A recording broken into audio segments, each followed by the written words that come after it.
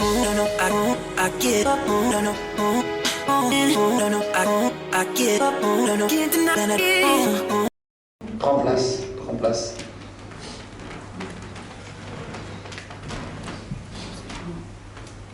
Amen. Donc comprenez. Donc le vendredi prochain, c'est le premier vendredi du mois de septembre. Nous entrons en septembre en même temps avec la prière. Vous comprenez?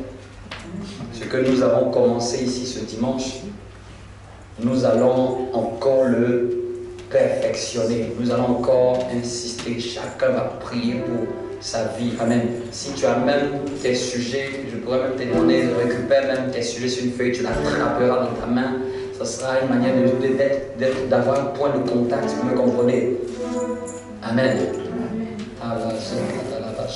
Regarde quelqu'un de lui, une bonne nouvelle t'attend au nom de Jésus.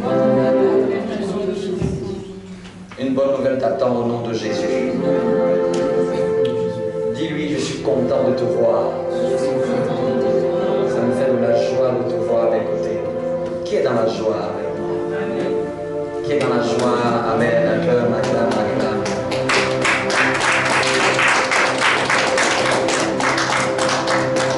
Je ne parlerai pas longtemps puisque notre temps est avancé. Amen. Je vais dire 2 ou 3 choses pour qu'on puisse au moins partir avec une parole forte. J'aimerais dire à quelqu'un,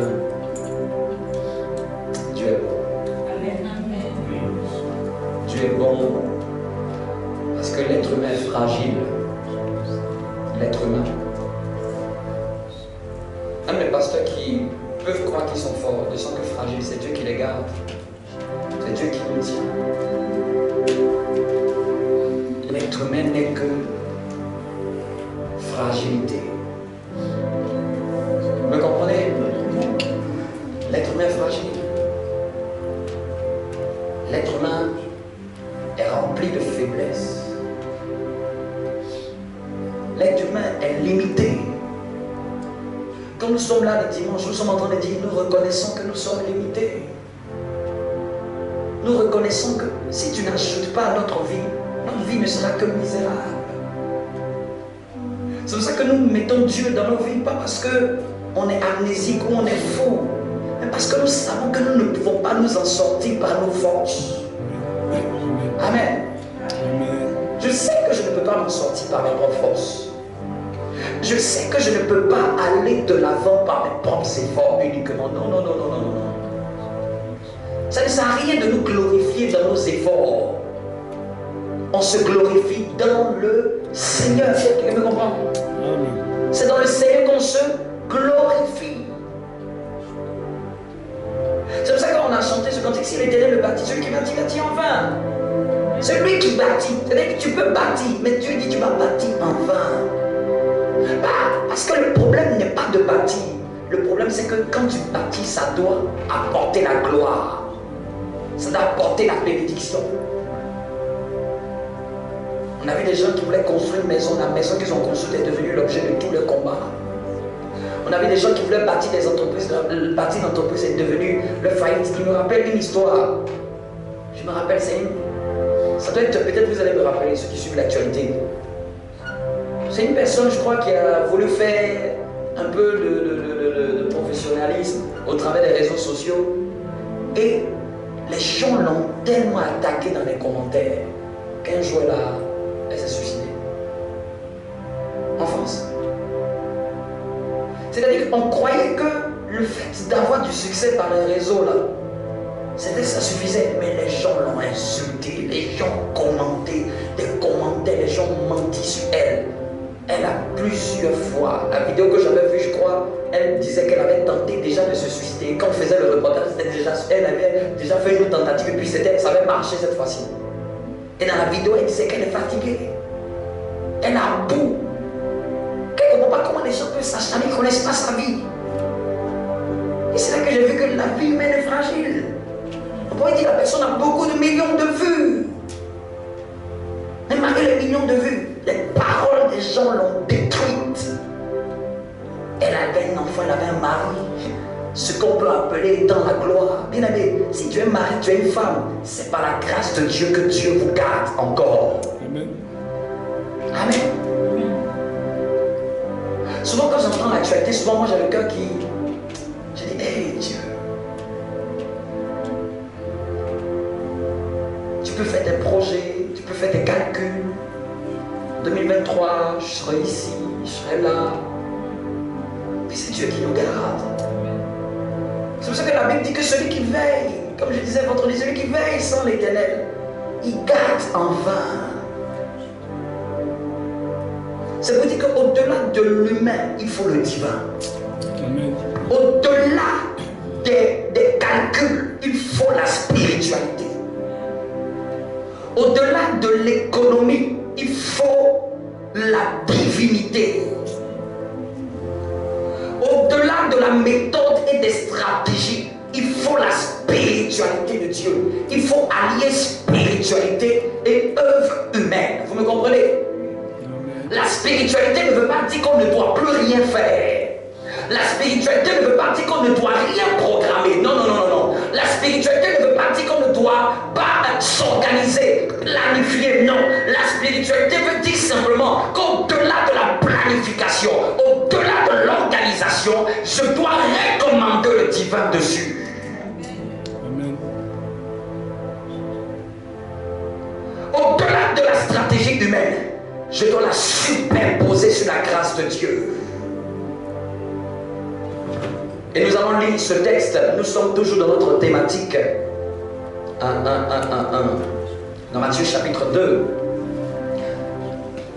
Nous allons introduire pour aujourd'hui et puis les prochaines fois aller un peu plus en profondeur. Matthieu chapitre 2, le verset 9. Nous sommes dans notre grande thématique qui est comment approfondir sa communion avec le Saint-Esprit. Nous aurons juste quelques minutes pour introduire. Amen. Permettez-moi juste quelques minutes, j'introduis. Amen. On comprenait comme ça qu'il y a des jours. Il y a des jours où on parle beaucoup, mais il y a des jours aussi il faut prier beaucoup. Amen.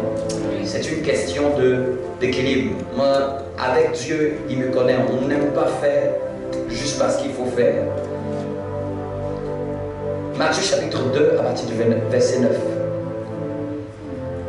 La Bible dit qu'après avoir entendu le roi, il partit et voici l'étoile qu'ils avaient vue en Orient marchait devant eux jusqu'à ce que, étant arrivée au-dessus du lieu où était le petit enfant, elle s'arrêta.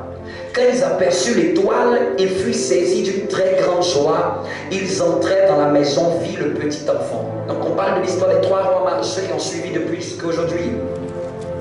Ils ont vu le petit enfant parlant de Jésus avec Marie, sa mère, et nous avons vu se prosterner et l'adorer. Et on est en train de développer que pour communier, pour approfondir sa communion avec le Saint-Esprit, la première des choses qu'il va demander, c'est l'adoration. Vous me comprenez? Et on avait défini l'adoration. Amen. On avait dit que l'adoration, c'est pas le piano. L'adoration, c'est pas d'abord chanter. L'adoration, c'est pas d'abord rythmer. Amen. L'adoration, c'est d'abord un style de vie. Amen. Vous me comprenez? C'est d'abord une manière de penser, c'est une manière de faire, c'est un comportement. Donc les trois rois mages, personne ne leur a dit, mais quand ils sont arrivés devant le petit enfant, la première réaction c'était de se prosterner et d'adorer. C'est-à-dire que le Saint-Esprit, si vous lui demandez quelle est la première attitude qu'on doit avoir lorsqu'on veut entrer en prière, c'est d'abord la prosternation et l'adoration. Amen. Les prières, j'aime les prières, mais d'abord l'adoration à Dieu. Amen. Là ce matin, nous avons d'abord dit qu'il est plus précieux que l'or. Nous avons chanté que nous voulons l'adorer. Nous avons d'abord dit que celui qui bâtit, on va dire que c'est lui qui est notre Dieu. Nous l'avons loué avant que nous puissions maintenant prier pour nos vies. Vous comprenez? Et il y a beaucoup de gens qui ne savent pas s'approcher de Dieu. Regardez cette approche de trois rois mages. Ils viennent voir le petit enfant, mais à la première approche, ils ne demandent pas bénis-nous. À la première approche, ils ne demandent pas élève-nous. À la première approche, ils ne sont pas en train de dire Marie et Joseph, libérez la grâce sur nous. Ils ne sont pas en train de dire Marie et Joseph, donnez-nous la grâce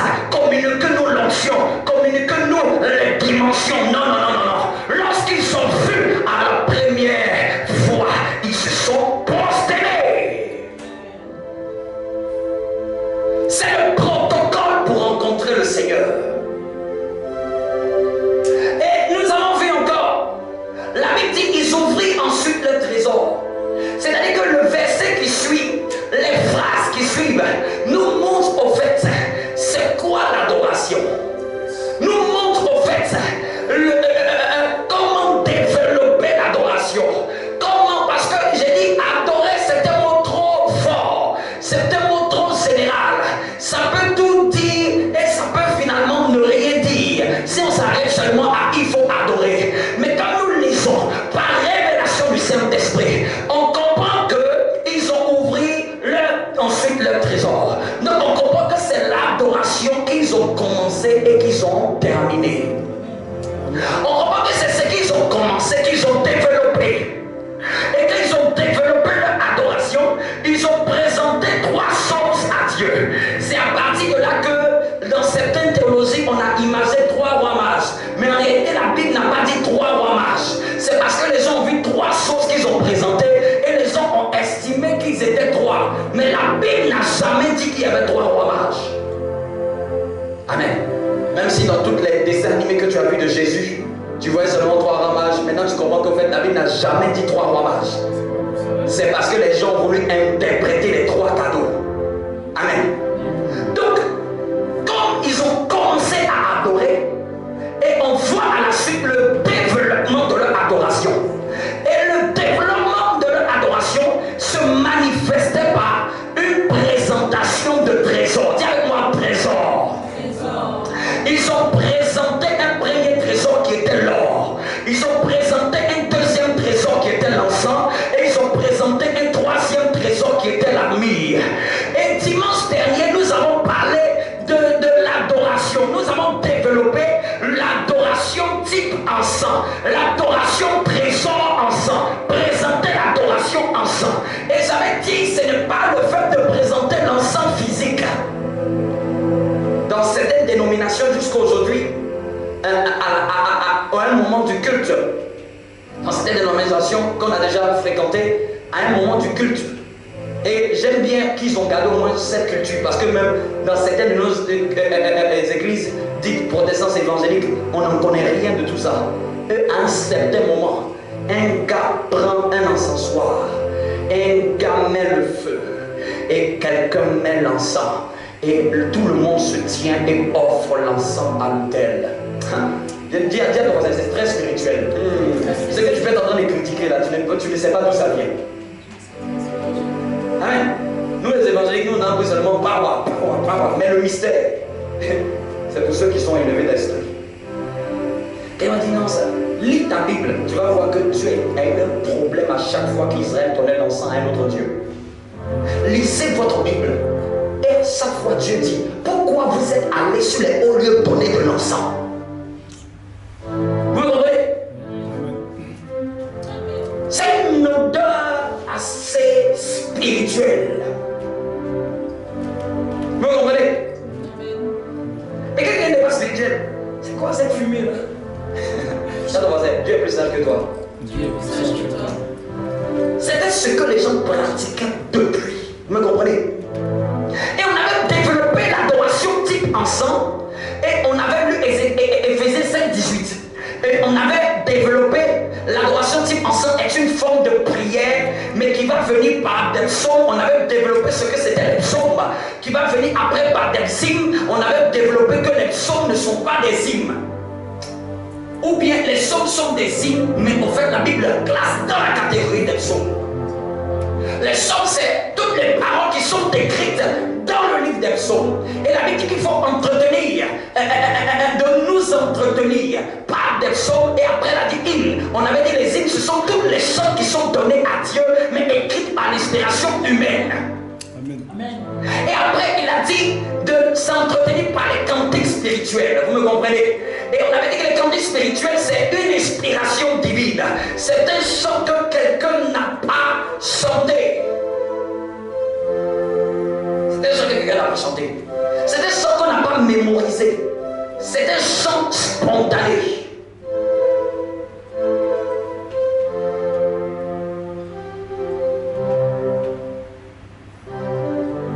Amen. Est-ce que vous le comprenez? Amen. Et après le verset disait, il fallait chanter et célébrer Dieu en de toutes les louanges de tout notre cœur. Ça, c'était l'adoration ensemble. Et j'avais dit qu'il y avait une différence entre chanter et célébrer. Vous me comprenez? L'apôtre Paul, le Seigneur nous rappelle ce verset. L'apôtre Paul dit: que ferais-je donc? Je prierai en intelligence et je prierai, je chanterai aussi à l'intelligence. Je chanterai en esprit et je prierai aussi à l'esprit. En d'autres termes, un enfant de Dieu doit graviter entre le chant en esprit et la prière en esprit, entre le chant en intelligence et la prière en intelligence. Quelqu'un me comprend? Amen. Et j'avais dit que les chrétiens aiment que ce soit le téléphone qui chante. Tandis que ce n'est pas ce que Dieu veut. L'encens doit sortir de toi. C'est toi qui es l'encensoir spirituel. C'est de toi doit sortir ce parfum de bonne odeur. Non, c'est toi qui dois chanter. Essayez de prendre un charbon et puis mettez de l'encens. Ça ne s'arrête pas en 1 minute. Ça peut diffuser l'odeur pendant des minutes. 1 heure. C'est en train de diffuser. Dis à ton voisin, tu as chanté jusqu'à combien de temps? Tu as chanté jusqu'à combien de temps? Il y a des jours, Dieu ne veut pas que tu pries, Dieu veut que tu chantes. Si tu es trop coincé dans ta tête et bloqué dans la mentalité évangélique charismatique de faire du bruit, tu vas rater Dieu. Tu vas transpirer, mais tu vas rater Dieu. Vous me comprenez? Amen. Dieu ne règne que là où il est adoré. Il dit chantant et célébrant Dieu. Il a dit entendez-vous par des chants, par des signes, par des cantiques spirituels, chantant et célébrant. S'il dit chantant et célébrant, c'est que chanter est différent de célébrer. Amen. Dis à ton voisin, tu chantes à quel degré chez toi la maison? C'est seulement c'est quand tu mets YouTube ou c'est quand tu vas dans ta voiture. Les chrétiens disent qu'ils adorent, qu'ils ont mis la chanson dans la voiture. Les chrétiens disent qu'ils adorent, qu'ils ont mis YouTube à la télé et qu'ils sont en train de faire la cuisine. J'écoute les louanges. Je ne t'ai pas dit d'écouter les louanges. Quand tu écoutes les louanges, c'est toi que tu es en train de fortifier, mais tu n'es pas en train d'élever Dieu. C'est toi que tu es en train de recharger parce que ton âme ne va pas bien. Tu as besoin de la mettre dans une certaine atmosphère. Vous me comprenez? C'est toi que tu as besoin de réveiller parce que tu es endormi. C'est toi que tu as besoin de fortifier parce que ton âme commence à te tirer vers le bas. C'est toi que tu es en train de fortifier, mais ce n'est pas Dieu que tu adores. Quand c'est Dieu que tu adores, c'est ta bouche qui va s'ouvrir. Et c'est tes pieds qui seront par terre et tes mains debout en train de dire loué soit l'Éternel. Et c'est toi qui vas le faire pendant des minutes et des minutes. Amen.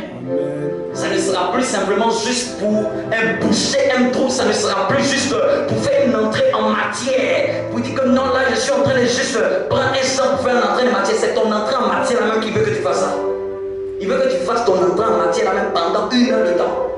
Je vais vous donner un défi. Essayez de chanter chez vous pendant au moins 15 minutes si vous n'arrivez pas. Après que vous maîtrisez le palier de 15 minutes, priez et chantez jusqu'à 1 heure.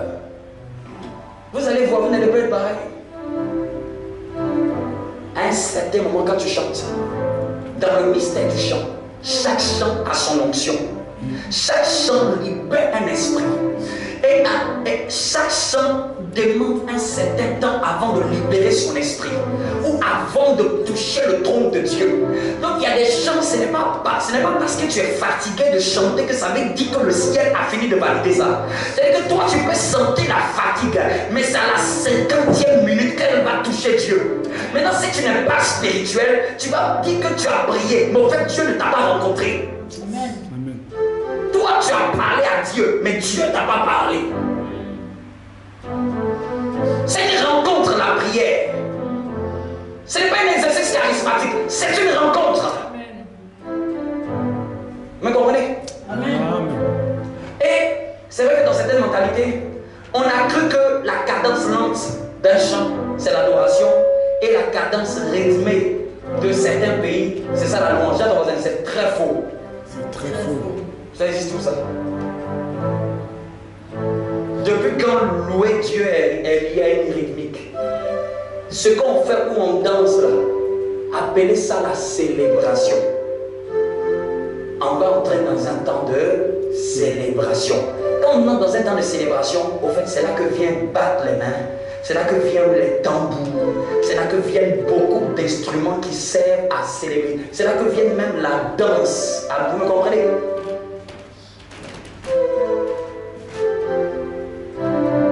Le bruit là ne veut pas dire que tu loues Dieu. Ça, c'est la célébration. Tu peux chanter un chant cadence lente, mais tu es en train de louer Dieu. Louer Dieu, c'est dire ce qu'il est. Dire ce qu'il a fait. Donc la mélodie peut être en cadence lente, mais tu as loué Dieu.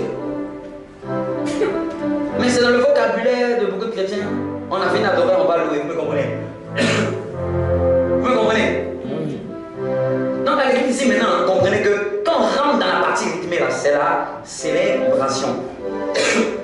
Merci Seigneur. Est-ce que ça va? Donc, chez toi à la maison, tu vas chanter. À l'église, tu vas en plus chanter et célébrer. Si tu ne célèbres pas, ton adoration n'est pas complète. Il a dit chanter et célébrer. Tu as célébré quand la dernière fois Dieu? Quand le modérateur dit acclamer Dieu, pousser les cris de joie, c'est la célébration. Tu as fait ça dans ta chambre? Tu as fait ça dans ta chambre. Ton voisin va porter plainte contre toi. Donc quand Dieu nous convoque à l'église, c'est pour élever notre niveau d'adoration. Vous me comprenez?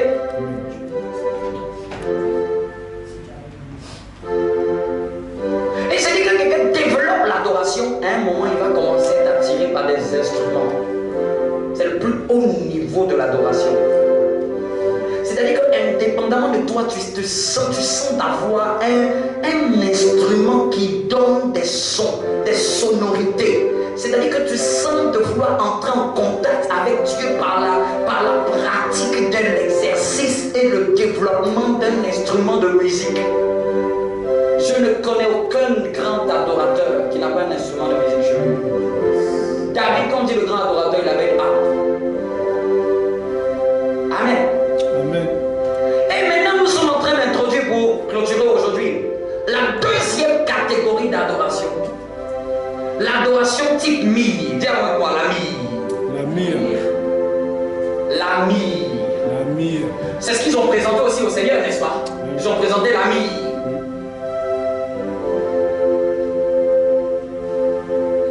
La Bible dit dans le livre de Cantique 4-6.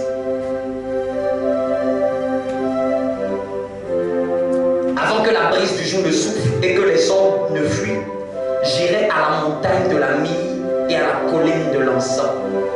Ah, les deux là, ils sont dans la même catégorie, ce sont des parfums. La myrrhe fait partie aussi des aromates dans la même catégorie que le parfum de l'encens. Vous comprenez? Mais la myrrhe est différente, est différemment utilisée. J'ai dit Cantique 4-6. Amen. Vous me comprenez? Dis-moi la myrrhe. La mire. La myrrhe est utilisée, c'est un parfum dans la dimension des aromates. Je vais vous dire, pour introduire, dans quoi elle est utilisée. Quand quelqu'un meurt et qu'on doit faire l'embaumement de son corps, les Juifs à cette époque, un des premiers parfums, on va le lire, Jean 19, 39. Un des premiers parfums qu'il prenait, il prenait deux catégories de parfums, d'aromates. Il y en avait plusieurs, mais il y en avait deux qui étaient souvent reconnus, qui avaient une valeur très élevée et qui avaient une odeur très fortement parfumée. Jean 19, 39. La myrrhe a une odeur très fortement parfumée. C'est-à-dire que si tu mets la myrrhe quelque part, s'il y avait une autre odeur, elle tue l'odeur qui était présente. Et c'est son odeur qu'elle dépose. Elle est très forte. Elle est tellement forte que vous savez qu'on l'utilise à quel moment? Quand quelqu'un, on doit embaumer le corps de quelqu'un. C'est-à-dire que l'odeur de la putréfaction du corps humain, cette odeur qu'on ne peut pas renifler, on est obligé d'emmener l'aromate de la myrrhe et l'appliquer sur le corps pour que quand on passe ou quand la personne qui traite le corps puisse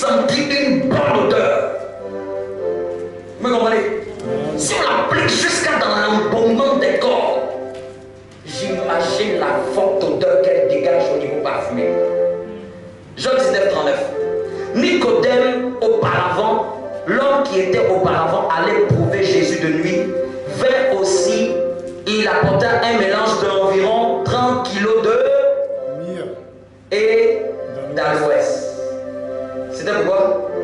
Continuez. Il prit donc le corps de Jésus et l'enveloppait de bandelettes avec les aromates, comme c'est la coutume d'ensevelir chez les Juifs. Waouh! Voici l'une des premières formes d'utilisation de la myrrhe. Maintenant, je vais me demander en quoi elle est le lien avec l'adoration. Ça, c'est maintenant l'explication. Vous me comprenez? Amen. La deuxième forme où on utilise la myrrhe, on l'utilise souvent pour préparer une femme à un mariage dans la coutume juive. Ceux qui ont lu le livre d'Esther, elle savait qu'on avait dit à Esther, on avait demandé qu'elle soit traitée 6 mois avec la myrrhe. Ce n'est pas n'importe quel parfum. Vous me comprenez? Amen. Ça vous le lirez dans Esther. Amen. Donc voici un parfum qui est utilisé mais pour cacher un autre parfum, pour tuer une autre odeur.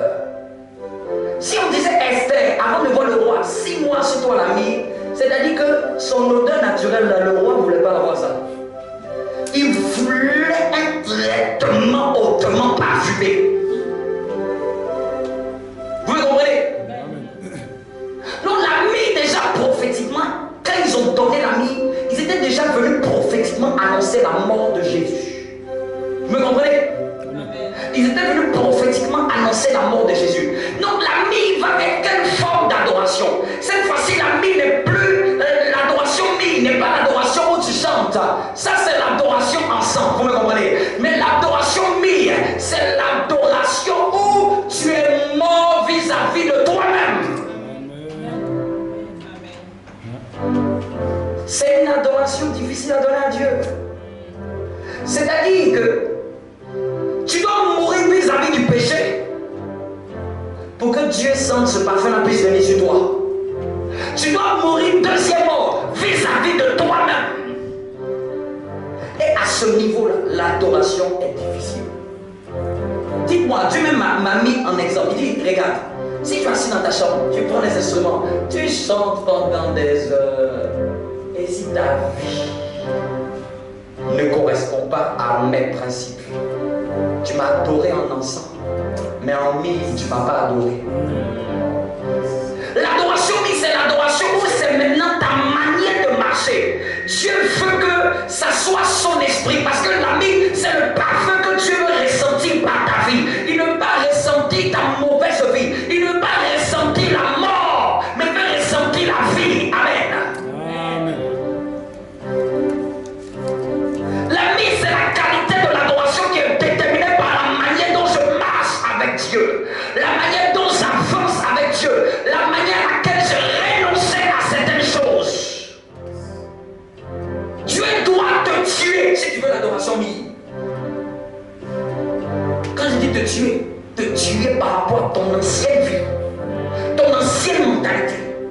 Et la myrrhe prend de l'abondance dans la vie des chrétiens quand il se renonce davantage, quand il se réunit davantage, quand il renonce à lui-même. Dis à ton voisin, tu es prêt à renoncer à quel niveau pour manifester l'adoration myrrhe? Maintenant, vous m'avez compris. Donc, quelqu'un peut faire salon d'adoration. C'est pour ça que vous comprenez qu'il peut y avoir des gens qui chantent, et puis quand tu entends un scandale sur lui, il a adoré Dieu avec l'encens, mais son adoration n'est pas complète. Son adoration n'est pas complète. Dieu nous révèle maintenant la complétude de l'adoration. Il ne veut pas être le Dieu qui reçoit seulement les chants, mais il dit aussi à renifler un parfum par la qualité de notre vie. Ça, c'est trop facile. On peut chanter à la maison. On peut chanter. Et puis on vit différemment. On vit pour nous-mêmes. Vous me comprenez? Ça va être trop facile. Ça va être trop facile. Dites-moi, c'est possible de me concentrer pour que je chante 2 heures par jour et puis ma vie ne correspond en rien à la manière de vivre de Dieu. C'est possible, n'est-ce pas? Voilà. Donc au niveau de la myrrhe, c'est toi, est-ce que tu es mort? Dis à ton voisin, est-ce que tu es bien mort? Touche-le. Et je vous ai dit, la manière dont on sait que tu es mort. Dis à ton voisin, quand on dit quelque chose, là, tu réagis ou tu ne réagis pas? Vous qui avez dit, on ne peut pas me parler comme ça, tu n'es pas encore mort. On ne peut pas me dire ça, tu n'es pas encore mort. Ma maman ne peut pas me parler comme ça. Tu es encore très vivant. Très vivant. Et la mis en paume pas les vivants. La mis en paume ceux qui sont morts. Amen. Amen. C'est Dieu doit tuer quelque chose en toi. Chaque moment, tu vas devoir monter dans l'adoration, tu vas devoir accepter de faire mourir quelque chose. Parce que l'ami vient là où il a la mort. Et lui dit, regarde Esther. Pourquoi de son naturel, on ne l'a pas présenté au roi? Le roi typifie le Seigneur avant de te présenter avec lui. Il a dit 6 mois de mie. En d'autres termes, l'odeur de ton ancienne vie là, Dieu ne veut pas ça. Dieu fait un renouvellement de la manière de marcher. Dieu fait un renouvellement de la manière de faire. Dieu veut que tu marches selon ses principes, selon ses préceptes, selon ses ordonnances, selon ses lois, selon ses commandements, selon ses statuts, selon ses conseils. Vous croyez que c'est la belle figurine d'Esther? Un traitement interfésuel, un traitement hautement cosmétique, hautement. Les gens croient que c'est seulement Esther, juste parce qu'elle avait la grâce de Dieu. Ce traitement, il ne fallait pas que ça soit sur elle. Toi, tu seulement te critiques, j'ai la grâce de Dieu, j'ai la grâce de Dieu. Il ne faut pas laisser Dieu te traiter. Dis à ton voisin, laisse Dieu te traiter. Laisse Dieu te traiter. Donc ta vieille, ton vieux baume là, Dieu veut le changer, il veut le baume de lui. Que quand il te sent, il sent la bonne odeur, il dit tu as abandonné quelque chose pour être ici. Amen. C'est ça? Quand il sent, c'est que tu as dû laisser mourir quelque chose. Tu as dû laisser mourir des choses qui pouvaient même être des gloires dans le monde. Mais tu as dû laisser mourir pour pouvoir t'attacher à Dieu. Elle a dû laisser certaines choses avant d'entrer dans la maison du roi. Amen. Amen. Amen. Je dois débrouiller à acclamer le Seigneur. Je viens juste introduire. Dimanche prochain, nous allons aller en profondeur. Amen. Quelqu'un me comprend? Amen. Quelqu'un vient de comprendre un peu l'adoration type mille. Cette fois-ci, ce n'est plus Seigneur, je te loue. Oh, je t'adore. Oh, je t'aime de tout mon cœur. Il dit ta manière de marcher là, que ça puisse me ressembler. Ta manière de parler là, que ça puisse me ressembler. Ta manière de te comporter là, que ça puisse me ressembler. Ton attitude puisse me ressembler. Ton comportement, ton caractère puisse me ressembler. Mais à quel point tu es prêt à mourir? À quel point sommes-nous prêts à mourir? Chacun d'entre nous, il y a une dimension de vie que Dieu veut. Et cette dimension de vie demande une dimension de mort. Ils ont appris qu'il est mort, Nicodème. Vous lisez la Bible, vous n'avez jamais vu ça? Nicodème a mené 50 kilos de mie pour embaumer le corps de Jésus. Mon maître ne doit pas sentir mauvais.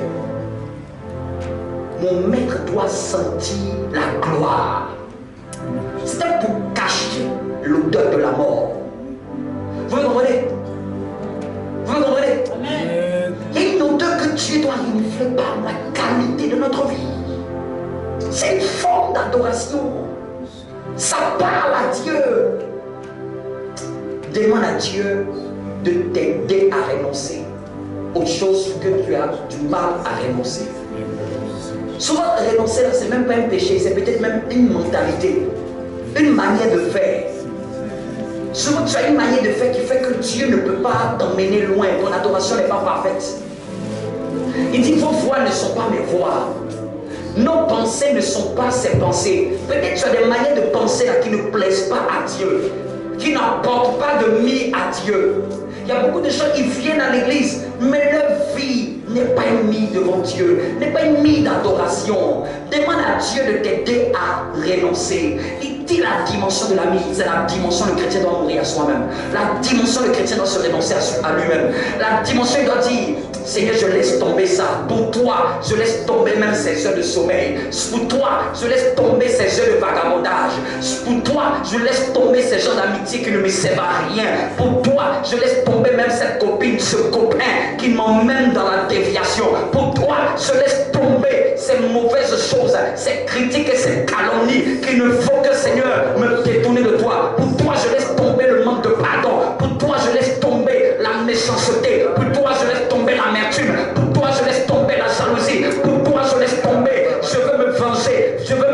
passé. Je veux moi-même me faire propre justice. Pour toi, je laisse. Je ne veux plus me faire ma propre justice. Je ne veux plus être dans la luxure. Je ne veux plus être mon propre chef. Je veux laisser conduire ma vie par toi.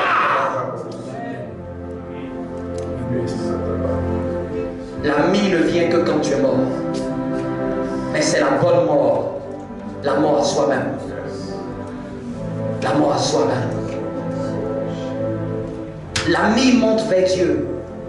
Quand à chaque fois tu te dis renonce à ça, et tu renonces, il dit tu viens de m'adorer dans la dimension de l'ami. Et personne n'apporte de mi au Seigneur et sa vie reste inchangée. Personne ne peut donner un bon parfum. C'est que quand Dieu regarde ta vie, il prend plaisir à renifler. Il dit même à Gabriel, regarde lui, il n'y a personne comme lui sur la terre. Regarde, il n'y a personne qui aime comme cette personne. C'est-à-dire qu'il loue ta vie en disant ça au diable. Regarde, il n'y a personne comme elle sur la terre. Il faut que Dieu dise ça de toi et de moi. Amen. C'est ça aussi l'adoration mie. C'est ça aussi l'adoration mie. Et il me dit, Moïse a eu cette adoration. Moïse, lisez la Bible, Moïse a renoncé à tous les principes, les privilèges royaux. Si on dit, mais pourquoi Moïse était le plus grand serviteur de Dieu? Moïse était prince. Moïse a quitté la principauté. Moïse, il pouvait marcher, puis on mettait les palmiers. Moïse, on le portait. Moïse demandait du vin, on le servait. Il a dû quitter ça et puis devenir seulement taper les moutons. Hey, bouge là-bas, bouge là-bas. Moïse qui devait se marier avec une grande princesse d'Égypte s'est marié avec la fille d'une Africaine. Un Africain. Jusqu'à un point où on a critiqué sa femme. Nous tous on se marie, nous toi tu allais prendre une étrangère. C'était la mort de Moïse.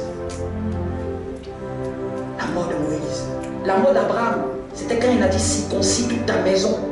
Abraham, étant âgé, a dit lui et toute sa maison, on se circoncis. La douleur de ça. C'est la mort.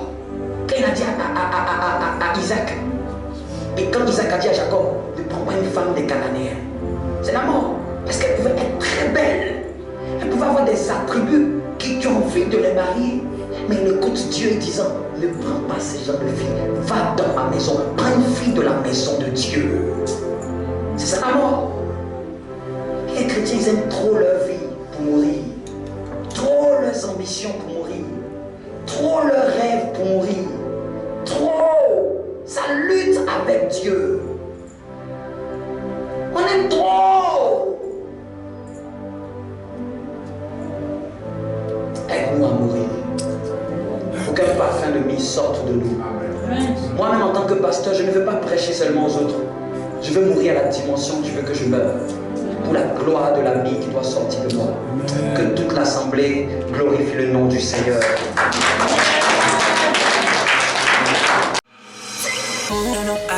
I